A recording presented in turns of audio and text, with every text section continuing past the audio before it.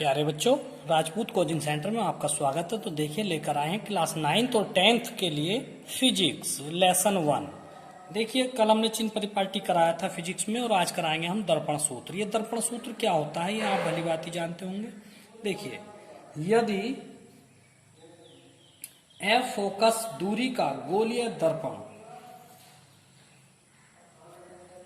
यदि F focus दूरी का गोलीय दर्पण यू दूरी पर रखी वस्तु का v दूरी पर प्रतिबिंब बनाए, तब u v तथा f के बीच संबंध निम्न होगा। तो देखिए, 1/f बराबर 1/v प्लस 1/u, ये जो संबंध होगा यही दर्पण सूत्र कहलाता है। यह संबंध दर्पण सूत्र कहलाता है। ठीक है, नेक्स्ट क्वेश्चन है,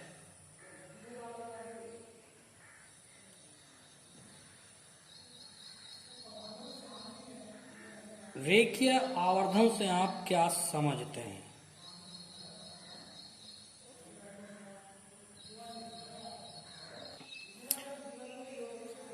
आंसर देखिए, आंसर में क्या है, दर्पण द्वारा बने किसी वस्तु के प्रतिबिंब की लंबाई तथा वस्तु की लंबाई के अनुपात को प्रतिबिंब का आवर्धन या रेखीय आवर्धन कहते हैं।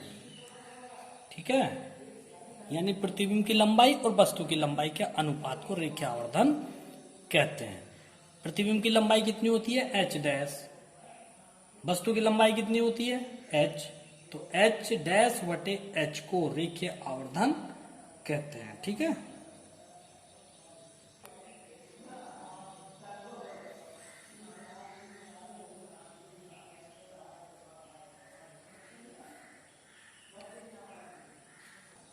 दर्पण द्वारा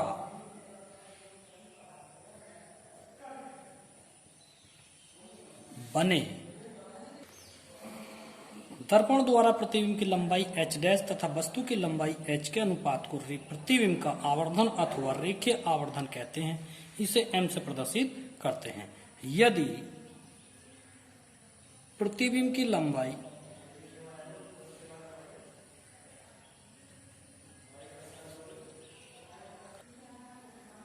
देखिए,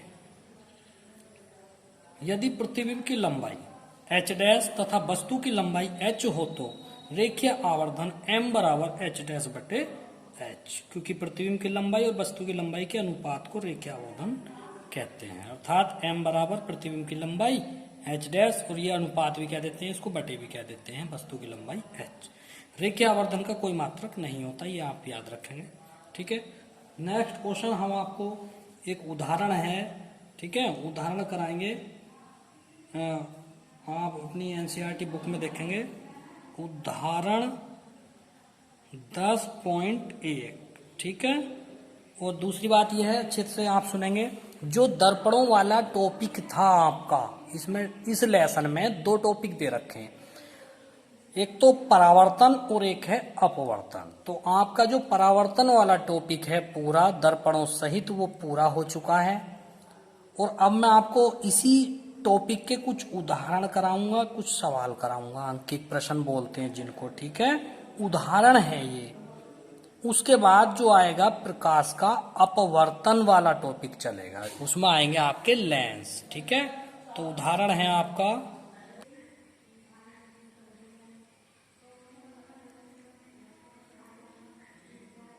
देखिए, आप केवल उदाहरण 10.8 देखेंगे, ये आपकी स्क्रीन पे है।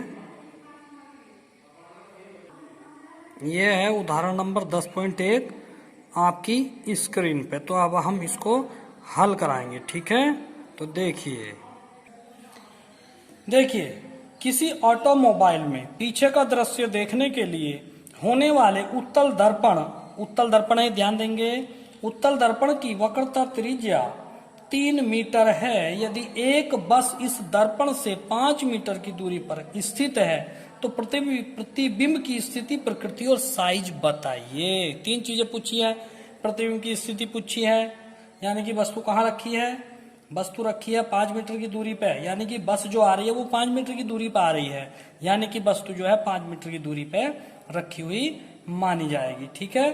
और उसके बाद प्रतिबिंब की स्थिति है, तो प्रतिबिंब कितनी दूरी पे बनेगा, प्रकृति है और साइज बताना है, आभासी बनेगा या वास्तविक बनेगा ये बतानी है प्रकृति। तो सीधी सी बात है, प्रतिबिंब तो आभासी बनेगा। नोट में मैंने आपको लिखाया था कि उत्तल दर्पण से सारे प्रतिबिंब आभासी और सीधे बनते हैं, तो ये तो हमें ज्ञात करने की जरूरत ही नहीं है। जब दर्पण उत्तल है तो प्रतिबिंब आभासी बनेगा। इसे आप हल करेंगे। ठीक है, हल कैसे करेंगे आइए देखते हैं। तो इसमें क्या क्या दिया हुआ है देखिए। सबसे पहले तो उत्तल दर्पण की वक्रता त्रिज्या, वक्रता त्रिज्या को कहां से प्रदर्शित करते हैं, आर से। बड़ा आर ले लो या छोटा आर ले लो, कोई दिक्कत नहीं है। और उत्तल दर्पण के लिए प्लस चिन्ह आएगा वक्रता त्रिज्या पे। 3 मीटर दे रखी है। ठीक। और जब वक्रता त्रिज्या 3 मीटर है तो यहां से फोकस कितना होगा, फोकस होगा इसका आधा, यानी कि 1.5 मीटर। ये दे नहीं रखा, इसी से निकाल लेंगे, प्लस चिन्ह लगाएंगे। बिंब की दूरी, बिंब माने वस्तु, वस्तु की दूरी को यू से प्रदर्शित करते हैं और यू का मान हमेशा माइनस में आता है। मैंने नियम में चिन्ह परिपाटी में लिखवाया था 5 मीटर। प्रतिबिंब की दूरी बतानी है, ये तो हो गई स्थिति। साइज बताना है, और प्रतिबिंब की साइज का मतलब ऊंचाई, प्रतिबिंब की ऊंचाई को एच डैश से प्रदर्शित करते हैं, ये बताना है। प्रकृति तो आभासी होगी। ठीक। अब आप दर्पण का सूत्र लगा दीजिए, दर्पण के सूत्र से, दर्पण के सूत्र से। तो दर्पण का सूत्र क्या है, 1/f बराबर 1/v प्लस 1/u, ये दर्पण का सूत्र है।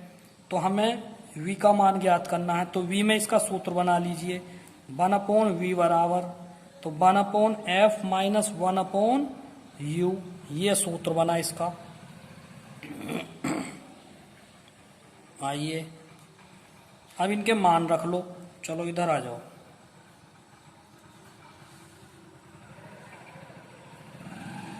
मान रखेंगे, 1/v का मान ज्ञात करना है, 1/f का मान है 1.5।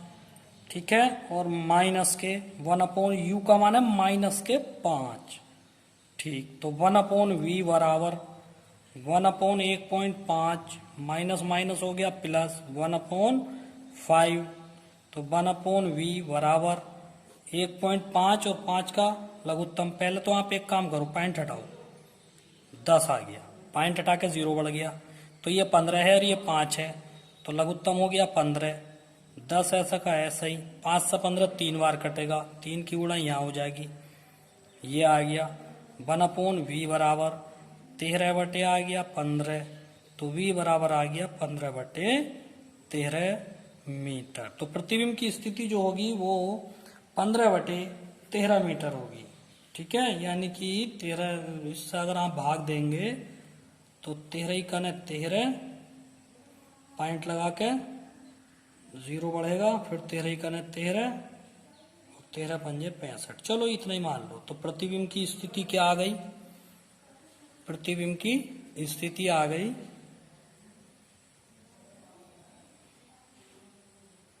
1.15 मीटर की दूरी पर प्रतिबिंब बनेगा। ये तो आगे प्रतिबिंब की स्थिति। उसके बाद इसका साइज बताना है।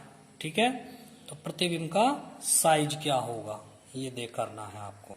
साइज का मतलब आवर्धन भी होता है, तो इसका आवर्धन कितना होगा। तो आवर्धन आप अच्छी तरह जानते हैं,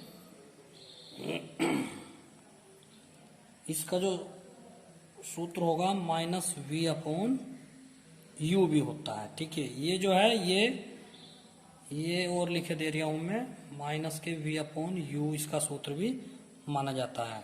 ठीक है, कहाँ पे लिखा मैंने, यहाँ पे लिखा, ये देखिए इस वाले सूत्र में m बराबर h'/h है, तो m बराबर -v/u, इसका ये सूत्र भी होता है। ठीक है, कैसा आया है ये बता देंगे बाद में। तो अब इनके मान रख लीजिए। m बराबर तो माइनस v का मान कितना आया है, प्लस में आया है 1.15, और u का मान कितना था पहले से ही, वो 5 था, ये एरिया माइनस के 5 था, माइनस से माइनस, तो m बराबर हो गया, इसे इसको काटेंगे